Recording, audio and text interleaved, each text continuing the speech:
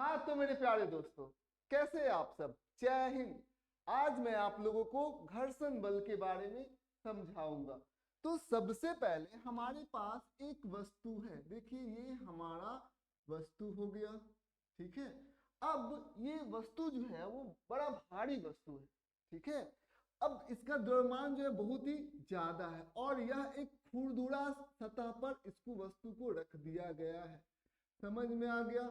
अब क्या हो रहा है कि राधे चाचा से कहा जा रहा है कि राधे चाचा इस वस्तु को चला दीजिए, मतलब इस वस्तु को ढकेलिए।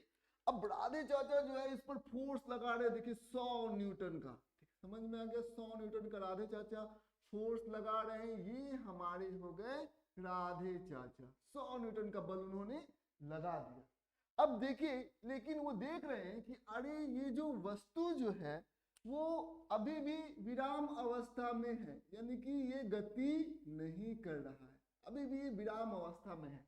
तो राधे चाचा कहते हैं कि हमने एक चीज पढ़ा है, वो है मुक्त पिंड आरेख। तो मुक्त पिंड आरेख राधे चाचा ने पढ़ा है। तो देखिए क्या है मुक्त पिंड आरेख। तो यहाँ पर आप देख सकते हैं कि यहाँ पर एक बल लगेगा, ठीक है। जो हमारा ये क्या है, ये तल है, ठीक है, संपर्क तल है। तो संपर्क तल के लंबवत एक बल लगता है, ठीक है। तो उसको हम लोग नॉर्मल रिएक्शन या एन से हम उसे रिप्रेजेंट करते हैं, दर्शाते हैं। अब संपर्क तल के जो नीचे की दिशा में एक और बल लगेगा यहाँ पर, वो होगा भार। भार का जो दिशा होता है वो हमेशा वर्टिकली नीचे की तरफ होता है।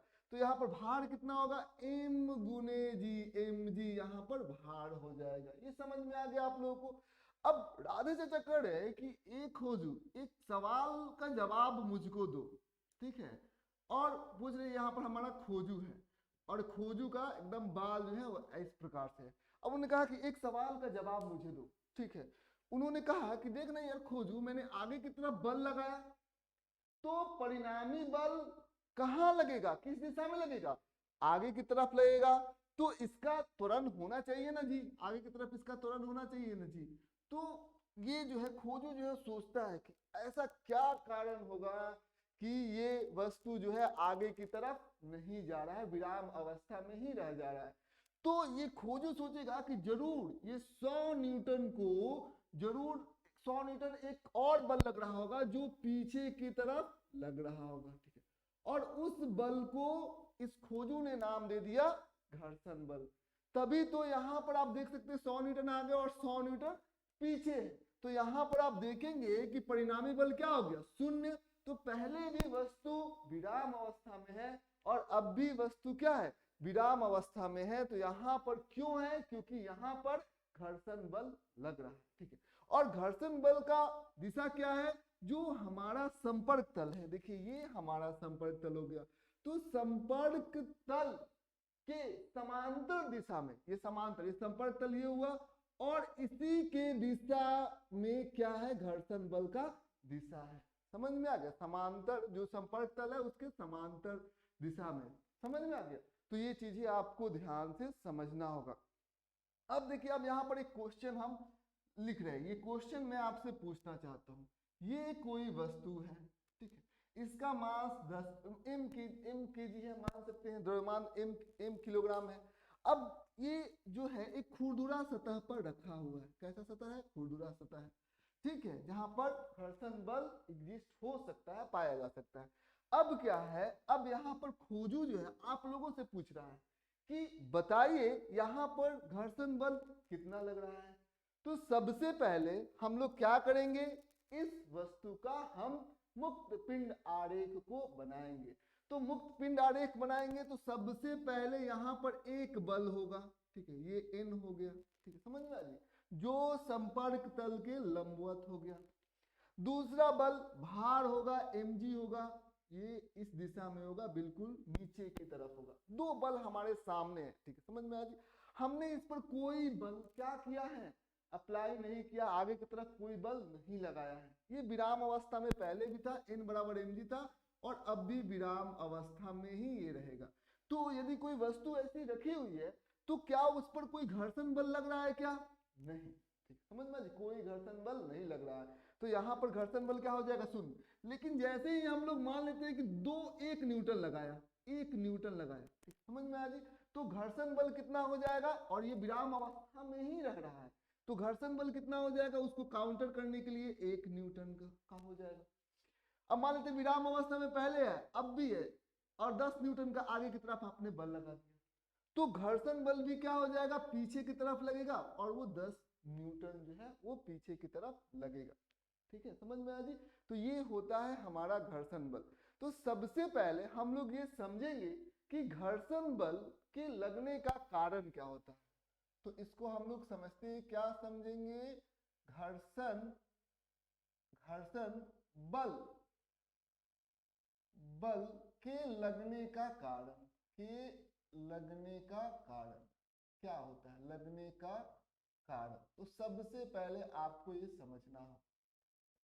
अब देखिए, आप यहां पर देखेंगे कि घर्षण बल के लगने का क्या कारण हो सकता है। यहां पर आप देखेंगे, ये है, मान लेते हैं कि ये है हमारा है, ये है हमारे राधे चाचा, ठीक, राधे चाचा है, और राधे चाचा जो है वो किसके संपर्क में है, वो संपर्क में है हमारे किसके, खोजू के संपर्क में। ठीक है, राधे चाचा और खोजू दोनों को हम लोगों ने एक संपर्क सूत्र से बांध दिया। अब यहाँ पर आप देखेंगे दोनों को संपर्क सूत्र से हम लोगों ने बांध दिया है। सबसे पहले आप देखेंगे कि राधे चाचा जो है का वेग, मान लेते हैं राधे चाचा का वेग आगे की तरफ है और खोजू का भी वेग आगे की तरफ है, समझ में, और दोनों का वेग समान है। तो क्या राधे चाचा और खोजू एक दूसरे पर कोई ऐसा बल लगाएंगे जो घर्षण बल होगा, यानी कि जो दोनों को मोशन को विरोध करेगा? तो जवाब होगा नहीं। लेकिन आप देखिए, इसका खोजू का वेग यदि 2 भी हो जाए, ठीक, समझ में, यानी कि 2 गुना हो जाए किसके, राधे चाचा से, तो आप देखेंगे कि राधे चाचा क्या करेंगे, खोजू पर घर्षण बल लगाएंगे, क्योंकि खोजू तेजी से आगे जाने की कोशिश करेगा और राधे चाचा उस तेजी से आगे नहीं बढ़ पा रहे हैं, समझ में आ गई। तो क्या होगा, आप यहाँ पर देख सकते हैं, राधे चाचा पिछड़ जाएंगे, लेकिन दोनों क्योंकि संपर्क में है तो क्या लगना चालू हो जाएगा, दोनों अब राधे चाचा क्या करेंगे, खोजू को पीछे की तरफ खींचेंगे। ठीक है, समझ में आ गई। खोजू आगे हो गया, राधे चाचा पीछे हो गया, दोनों एक रस्सी से बंधे हुए हैं, तो राधे चाचा का गति जो है वो कम है, तो क्या होगा कि खोजू उनको खींचेगा अपनी तरफ। ठीक है, समझ में आ गई। लेकिन आप देखेंगे और खोजू को राधे चाचा क्या करेंगे, पीछे की तरफ, रस्सी से बंधा हुआ है तो खोजू को पीछे की तरफ खींचेंगे। ठीक, खोजू आगे बढ़ने की कोशिश करेगा और खोजू को पीछे की तरफ घर्षण बल लगेगा। लेकिन यदि दोनों का वेग समान होगा तो दोनों के ऊपर कोई भी घर्षण बल नहीं लगेगा। तो यही यहाँ पर कंडीशन होता है। जैसे कि मान लेते हैं जिस सतह को आप समझते हैं कि एकदम स्मूथ है, एकदम चिकना सतह है, वो वास्तव में चिकना सतह नहीं होता है। वो होता क्या है, देखिए सतह ऐसे होता है, देखिए ध्यान दीजिएगा, सतह ऐसे होता है। ठीक है, यहाँ पर आपका सतह हो गया, यहाँ पर आपका सतह हो गया। अब होता क्या है कि एक सतह कुछ ऊपर, मतलब ऊपर नीचे ये सतह होता है, उसको एकदम आप माइक्रोस्कोप से यदि आप देखिएगा ना, तो सूक्ष्मदर्शी से यदि आप देखिएगा तो आप पाइएगा कि सतह इस प्रकार से होता है। अब आप यहाँ पर ध्यान दीजिएगा तो एक चीज आपको देखने को मिलेगा, जैसे मान लेते ऊपर वाले सतह, मान लेते नीचे वाला सतह क्या है, विराम में, किसमें है, ये विराम में है, और ऊपर वाले सतह का वेग स्पीड हो गया 10 मीटर प्रति सेकंड। अब क्या होगा, वही स्थिति है, तो ये क्या होगा, नीचे वाला जो सतह है, तो दोनों के बीच में क्या होगा, एक सापेक्षिक वेग हो गया, इसका वेग ज्यादा है और इसका वेग 0 है, तो ये क्या करेगा, ये ऊपर वाले को आगे जाने से क्या करेगा, रोकेगा, और इस पर क्या लगा देगा, घर्षण बल लगा देगा। यही कारण है यहाँ पर। तो यहाँ पर भी आप देख सकते हैं कि यहाँ पर जो एक वस्तु है, ठीक है, समझ में आ जी।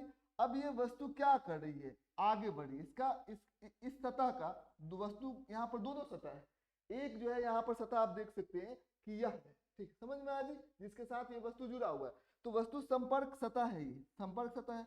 तो ये क्या हो रहा है, संपर्क सतह, एक जो संपर्क सतह है, ऊपर वाला सतह जो है वो इस वस्तु के साथ आगे बढ़ रहा है, और नीचे वाला सतह क्या है, विराम है, 0 मीटर प्रति सेकंड। तो ये क्या है, ये नेचर है। तो ये नीचे वाला जो सतह होगा वो इसको आगे बढ़ने से क्या करेगा, रोकेगा, और इस पर क्या लगा देगा, एक घर्षण बल लगा देगा। समझ में, यही घर्षण बल लगने का कारण होता है, क्योंकि दोनों का एक रिलेटिव मोशन होता है। इसका वेग, ऊपर वाले एक सतह का वेग अलग है और एक सतह का वेग जो है वो कम है, तो ये क्या होगा, घर्षण बल लग जाएगा। यदि मैं आपसे सवाल पूछूंगा, देखिए मान लेते हैं ये सतह है, ठीक है, और हमारा ये सतह है, ध्यान दीजिएगा। अब दोनों सतह का वेग समान हो जाए, भी हो जाए, ठीक है, दोनों सतह का जो वेग है वो समान हो जाए, ये संपर्क सतह है। अब मैं आपसे पूछूंगा कि क्या यहाँ पर घर्षण बल लगेगा क्या, तो जवाब होगा नहीं, यहाँ पर कोई घर्षण बल नहीं लगेगा, क्योंकि दोनों साथ साथ बढ़ रहे हैं और समान वेग से बढ़ रहे, दोनों सतह जो चिपके हुए सतह है, तो कोई घर्षण बल वहां पर नहीं लगेगा। एक सतह का वेग ज्यादा हो गया, दूसरे सतह का वेग कम हो गया, मतलब अलग अलग हो गया, तभी वहां पर घर्षण बल लगते हैं, कोई दिक्कत की बात नहीं है। एक और बात नोट करने वाली है, जैसे यहाँ पर देखेंगे, जैसे घर्षण बल हम लोग लगाना चाह रहे हैं, मान लेते हैं ये वस्तु है, ठीक है, ये सतह है, तो ये वस्तु और ये सतह है, तो आप यहाँ पर ध्यान दीजिएगा, यहाँ पर देखिए सबसे पहले ये वस्तु आगे की तरफ जा रहा है और दोनों ये संपर्क में था, मान लेंगे, ठीक है, संपर्क में है यहाँ पर, और ये आगे की तरफ जा रहा है। अब घर्षण बल का दिशा हम देखेंगे, सबसे पहले हमारा ये एक वस्तु हो गया, ठीक है, वस्तु है, वस्तु को अलग बना दिया भी, तो इस पर घर्षण बल कहाँ लगेगा, पीछे की तरफ लगेगा। लेकिन इस सतह को भी यदि आप ध्यान से देखेंगे, ठीक है, तो क्रिया की क्या होती है, प्रतिक्रिया होती है, समझिए इस बात को।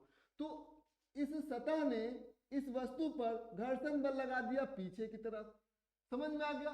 तो इस सतह पर ये वस्तु भी घर्षण बल लगाएगा आगे की तरफ, क्रिया की क्या हो गई, प्रतिक्रिया हो गई, समझ में आ गया। तो ये चीजें आपको ध्यान समझना होगा। लेकिन ये सतह जो है वो जमीन है, बहुत बड़ा सतह है, तो इसलिए थोड़ा सा इस पर ज्यादा घर्षण बल लगेगा, लेकिन इसके बावजूद भी ये आगे की तरफ मूव नहीं करेगा, आगे की तरफ बढ़ेगा नहीं, समझ में। यही कारण होता है घर्षण बल का। अब आइए सबसे पहले हम लोग इसको मिटा देते हैं।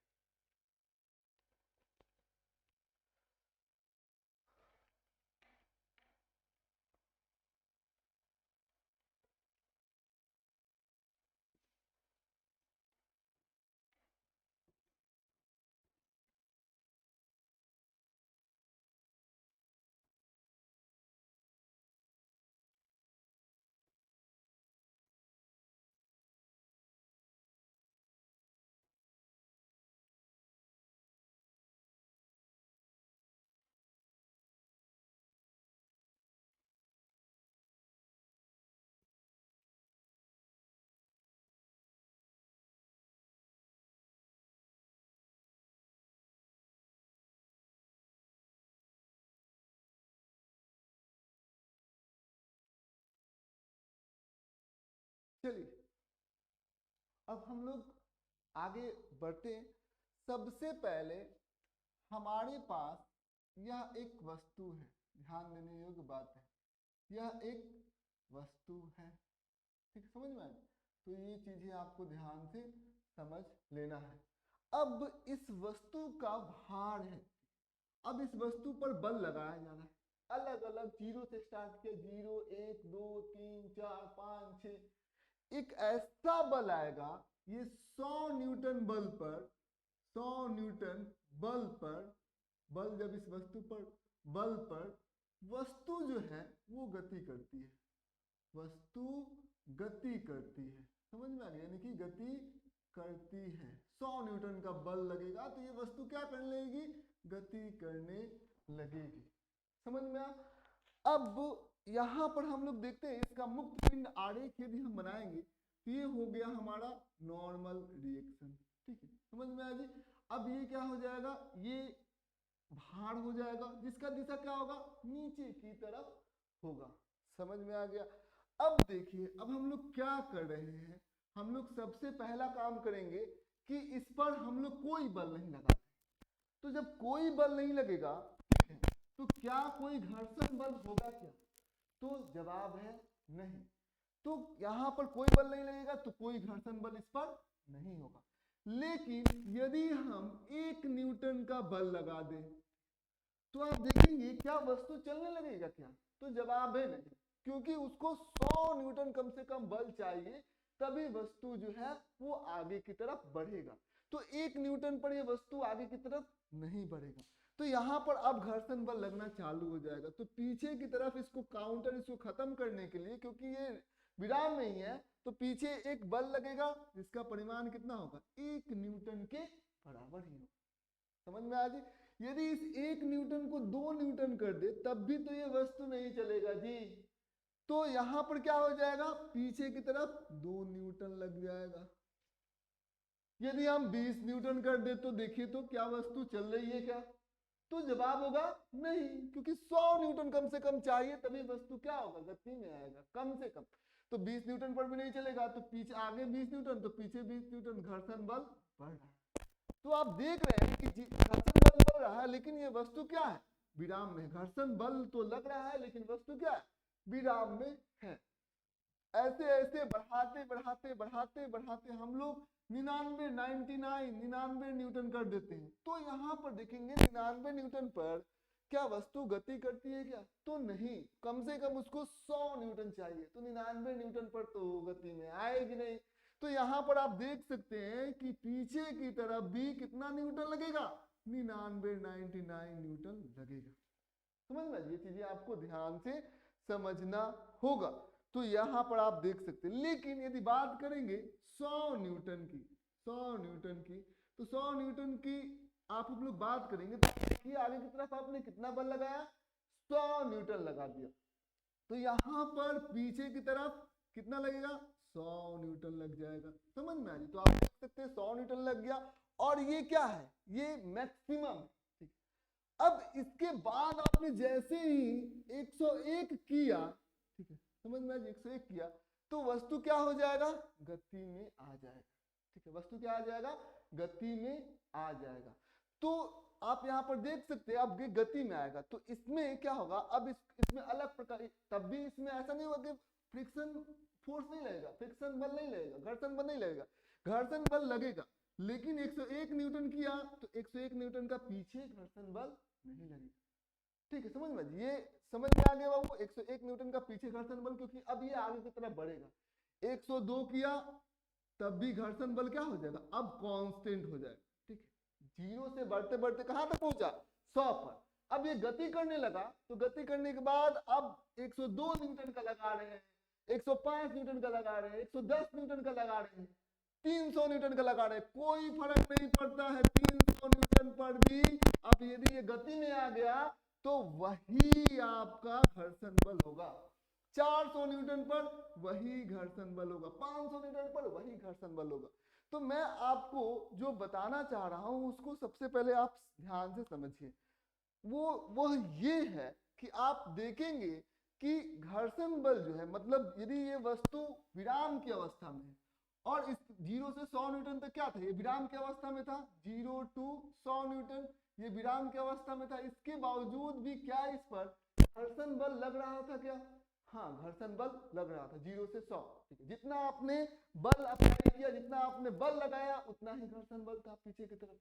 तो हम लोग ये कह सकते हैं कि उस घर्षण बल का एक नाम है और उसका नाम जो है वो जानते हैं कौन सा घर्षण बल है, वो घर्षण बल है स्टैटिक फ्रिक्शन। ठीक है, सीमा, ये आपका घर्षण बल जो होगा वो स्टैटिक फ्रिक्शन हो जाए। ठीक है, समझ में आ गई। तो जब वस्तु रुका हुआ रहेगा तब जो घर्षण बल लगेगा उस घर्षण बल को हम लोग किस नाम से, उसका नाम है इंग्लिश में स्टैटिक फ्रिक्शन। समझ में, जिसको हम लोग क्या कहेंगे, स्टैटिक फ्रिक्शन कहेंगे। और चाहे स्टैटिक घर्षण बल, स्टैटिक घर्षण बल, ये आप इसको ऐसे भी लिख सकते हैं, स्टैटिक घर्षण बल। ठीक है, इसको आप दोनों में से कोई एक नाम से समझ सकते हैं, घर्षण बल। समझ में आ गया, ये चीजें आपको ध्यान से समझना होगा जब 0 न्यूटन से 100 न्यूटन तक था। समझ में आ गया। अब ये चीजें आपको ध्यान, अब इसका डिफिनेशन लिख देते हैं। जब वस्तु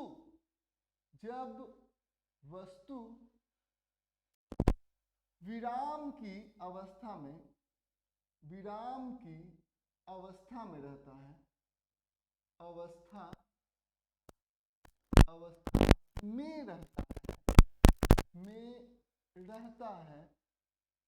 रहता है और उस पे क्या लगता है, और उस पर घर्षण बल लगता है, और उस पर घर्षण बल लगता है। घर्षण बल लगता है, ठीक है, घर्षण बल लगता है, तो उस घर्षण बल को उस घर्षण बल को बल को बल को हम स्थितिक घर्षण बल कहते हैं, घर्षण बल कहते हैं, बल कहते हैं, ठीक है, समझ में चीजें आपको ध्यान से समझना, तो उसको हम लोग स्थितिक घर्षण बल कहते हैं। कोई दिक्कत की बात नहीं है।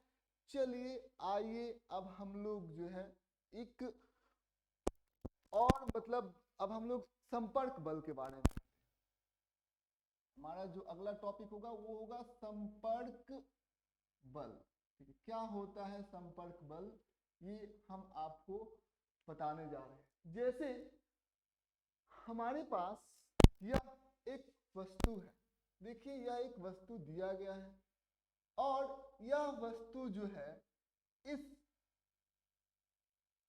तल के संपर्क में है, ठीक है, समझ में, संपर्क में है, ये चीजें आपको ध्यान समझना होगा।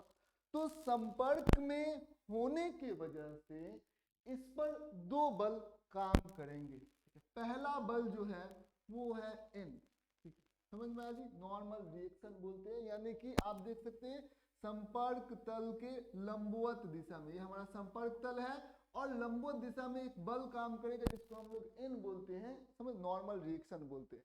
तो एक बल ये होगा, और यदि हम लोग आगे की तरफ एक बल लगा देते हैं, एक बल लगा देते हैं, ठीक है, तो यहाँ पर आप देख सकते हैं कि संपर्क के वजह से इस पर एक और बल काम करेगा। वो बल जो है वो कौन सा बल है, वो है बल हमारा फ्रिक्शन, घर्षण बल काम करेगा। तो यहाँ पर दो दो बल काम करेंगे, एक संपर्क तल के लंबवत दिशा में जो कि N से प्रदर्शित किया गया है, और एक संपर्क तल के समांतर दिशा में जो कि F से दर्शाया गया है। तो इन दोनों का जो परिणामी बल होगा, क्योंकि ये दोनों क्यों उत्पन्न हुए हैं, संपर्क की वजह से उत्पन्न हुए हैं। यदि ये दोनों सतह संपर्क में नहीं होते तो ना तो हमारे पास N होता और ना ही हमारे पास F यानी घर्षण बल होता, दोनों बल नहीं होते। तो ये संपर्क की वजह से दो बल हमारे पास है।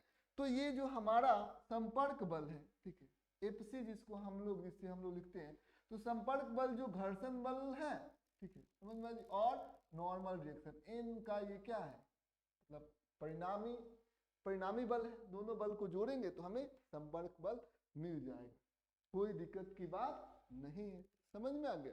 तो ये क्या हो गया, संपर्क तल, जो संपर्क तल है, संपर्क तल के समांतर घटक, संपर्क तल के समांतर घटक कौन है, समांतर घटक ये क्या होता है हमारा समांतर घटक, क्या है, स्मॉल f है। अब फिर क्या हो जाएगा, संपर्क तल के लंबवत घटक, ये क्या हो गया हमारा N हो गया। संपर्क तल के ये दोनों घटक हमारे सामने हो गए, कोई दिक्कत की बात नहीं है। अब आइए हम लोग ये FC यदि इसका परिमाण के बारे में बात करें तो आप देख सकते हैं कि यह सदिश और यह सदिश आपस में लंबवत है। तो इस सदिश का परिणामी बल का जो संपर्क बल का परिणाम कैसे निकलेगा, सबसे पहले जो हमारा घर्षण बल है उसके परिमाण का हम लोग क्या कर देंगे, वर्ग कर देंगे। फिर जो हमारा ये नॉर्मल रिएक्शन है उसके परिमाण का हम लोग वर्ग कर देंगे, ठीक है, यही हमारा संपर्क बल का परिमाण जो है हमें मिल जाएगा, ठीक है। आप देख सकते हैं जो हमारा घर्षण बल है, ठीक है, समझ में आ गई, और जो ये नॉर्मल रिएक्शन है, ये बल और ये बल दोनों आपस में हमेशा क्या होंगे, लंबवत होंगे। तो हमने क्या किया, पहला सदिश के परिमाण का वर्ग किया f², जोड़ दूसरे सदिश का परिमाण का वर्ग किया, जोड़ 2 × f गुने n, और cos 90 यदि हम लोग ले लेंगे तो cos 90 का मान कितना होता है, शून्य होता है। तो ये सब मिलकर क्या हो जाएगा, शून्य हो जाएगा। तो हमारा जो संपर्क बल आ जाएगा वो कितना आ जाएगा, F का स्क्वायर जोड़ n का स्क्वायर, और ये क्या हो जाएगा, वर्ग के रूट के मतलब रूट के ये अंदर आ जाएगा। समझ में आ गया। चलिए अब हम लोग यहाँ पर ध्यान देते हैं। सबसे पहले हम लोग कुछ प्रश्नों को सॉल्व करते हैं। तो सबसे पहला प्रश्न जो है हमारे सामने कुछ इस प्रकार से है।